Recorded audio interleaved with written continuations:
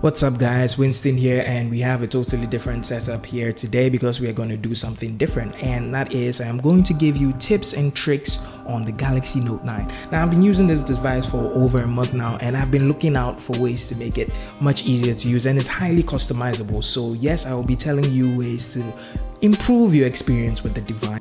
Some of the features I'll be talking about do trickle down to the S9 and possibly the Note 8 and the S8, so just look out for them, and if you can find them, you jump in. So this video is for people who are interested, Galaxy Note 9 users, basically Samsung Galaxy users. So without further ado, let's just jump right in. The Samsung Galaxy Note 9 comes with an always-on display. Now, the interesting thing is that you can actually interact with the always-on display, and it is a feature you can toggle off if you so desire. Now, to interact with it, you can just double tap the time and an arrow shows. You hit that and it shows things like your last music. I was listening to Last Memory by Takeoff, and then some other things. If you have your weather on there as a notification, some simple system settings it will show you. Now right now I do not have any notifications, but if you double tap a notification, it takes you right into the notification panel, and then you're good. But the difference is that if you have a lock screen or a password on, it would ask you to input the password before you'd be able to get into the device. Now back to the always on display. Now as you can see at the bottom here, we have the home button. Now let's just say you're in a situation and you just want to check out what's going on with your phone. It's been buzzing for a while, but you don't want to pick it up, so all you do is double tap the home button and it shows you your notifications and some other things, and then you just go back to turn it off and you leave it there.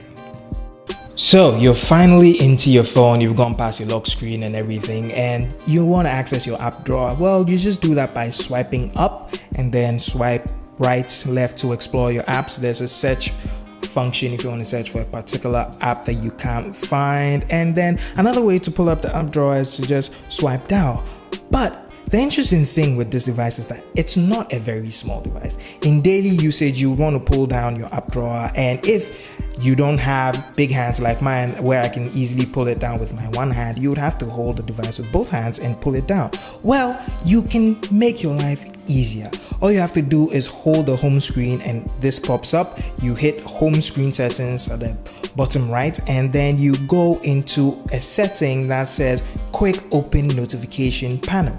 Toggle that on, and when you swipe down, your notification bar just comes down with it. You swipe down again and the full notification settings all pop up. So you have swipe up for the app drawer, swipe down to eliminate it, swipe down for your notification bar. Now still talking about apps, you can decide to group your apps. As you can see, I have a Samsung folder, I have a Google folder. Now the easy way to do that is just hold whatever app you want to put into a group. You select all items, this pops up, then you hit all the apps you want to put into a group, and then you hit create folder, and then it just puts all of them into a folder and you name them. This is very simple, very easy to do, and it's for people like me who have OCD. I don't really like having a clutter all over my screen.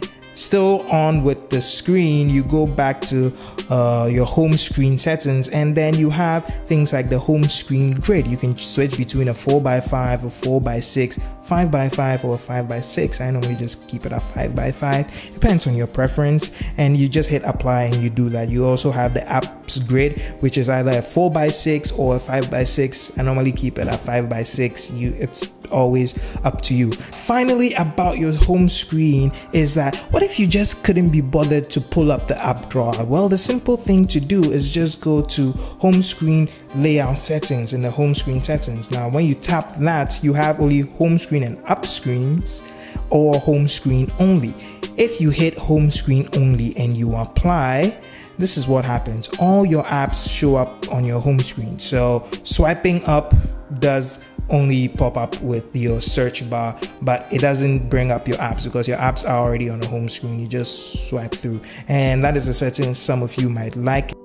Let's just say hypothetically you're the type of person when you swipe down your notification bar, you would like to see where your brightness is at, or you just happen to want to see your brightness and you don't want to have to swipe down twice to see your brightness bar. Well, you can fix that, and that's simply done by, on the brightness tab, as you guys can see, there's an arrow down here. You hit that and it says show control on top. You toggle that, hit done, and when you swipe down once, it shows up. It's a feature I don't really use because auto brightness is on for me, which basically has the device kind of understanding where you are in terms of the environment and the lighting, and then automatically adjusting the brightness to suit you. So I normally don't have to look at my brightness bar ever.